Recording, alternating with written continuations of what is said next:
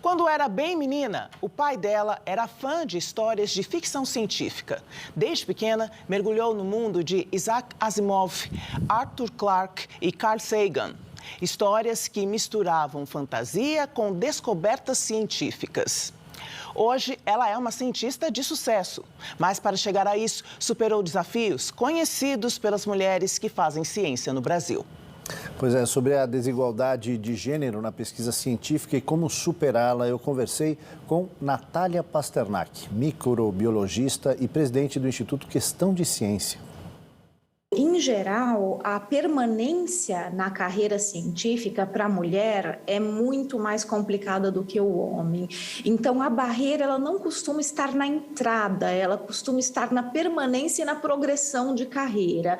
Então, a gente tem um número similar de homens e mulheres que ingressam na carreira científica, mas a gente tem um número muito menor de mulheres em cargos de coordenação, de chefia, de direção de institutos. E isso por quê? Porque a progressão na carreira é mais difícil para elas. Durante a carreira, elas têm que lidar com machismo institucionalizado, com questões de afastamento por maternidade. As questões da família pesam muito mais, ainda hoje, sobre a mulher do que sobre o homem. E por isso que em situações de emergência sanitária, catástrofes, qualquer coisa que fuja do padrão, acaba sobrando mais para elas. Durante a pandemia, a gente viu várias pesquisas que mostraram que a mulher que ficou em home office, ela publicou menos do que o homem que ficou em home office. Por quê? Porque o home office pesa mais para a mulher, ela tem que dar conta das atividades domésticas.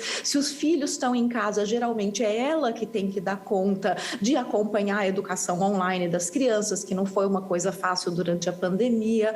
Então, as atividades domésticas, as atividades de família, elas ainda pesam mais sobre a mulher. A gente ainda enxerga o homem como alguém que ajuda e não como alguém que realmente divide as tarefas. Essa diferença afeta também a distribuição, por exemplo, de bolsas para pesquisa científica? Certamente, porque muitas bolsas são baseadas em produtividade. Então, se elas publicam menos, elas se tornam menos competitivas para determinados tipos de bolsa.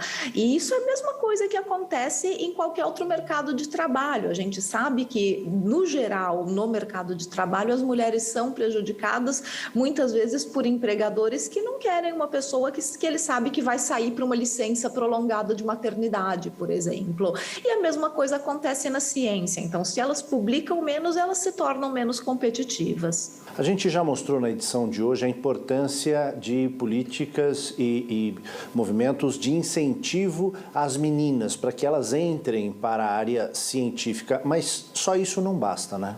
Não, porque geralmente a grande barreira não é na porta de entrada. Então, existe, principalmente para algumas áreas específicas da ciência, ainda existe uma barreira na entrada, e daí sim a gente pode trabalhar com incentivos para que as meninas façam essas escolhas de carreira, mas a maior barreira é realmente na progressão, na ascensão de carreira. Então, daí não é uma questão de incentivar uma escolha de carreira, um ingresso, mas de acompanhar para que elas tenham as mesmas oportunidades durante a progressão. Como conseguir isso? Que tipo de incentivo, que tipo de política governamental precisa ser adotada para que essa desigualdade desapareça? Por exemplo, políticas que realmente levem em conta a maternidade. A gente tem algumas iniciativas muito recentes no Brasil de, por exemplo, incluir o número de filhos no currículo Lattes da mulher, porque a gente sabe que o número de filhos influencia na produtividade dela, no quanto ela publica. Então, ter essa informação no currículo é útil, sim, para que a gente possa equiparar a produtividade dela à produtividade do homem. Políticas públicas que também tenham uma divisão mais justa de licença maternidade e licença paternidade, para que o homem realmente faça parte da maternidade e paternidade e não seja só alguém que ajuda. Então, por que a licença maternidade não pode ser igualmente dividida entre os dois para que ambos se dediquem aos cuidados do bebê e ela tenha também também um tempo de se dedicar para a carreira. Então, essas são políticas que precisam ser públicas, que precisam ser incentivadas e que, para isso, a gente precisa trazer essas questões para o debate público. Elas precisam ser discutidas pela sociedade, elas precisam fazer parte do debate e elas não podem ser impostas. A senhora já tem uma trajetória na ciência, fez escolhas para conseguir chegar onde está. Podia falar um pouquinho quanto isso valeu a pena? Com certeza vale muito a pena a gente ter o privilégio de trabalhar naquilo que a gente gosta. Eu sou muito apaixonada pelo que eu faço e eu gostaria que todas as moças, as meninas tivessem esse mesmo privilégio de poder escolher o que elas gostam e não aquilo que alguém disse que elas devem gostar porque elas são mulheres.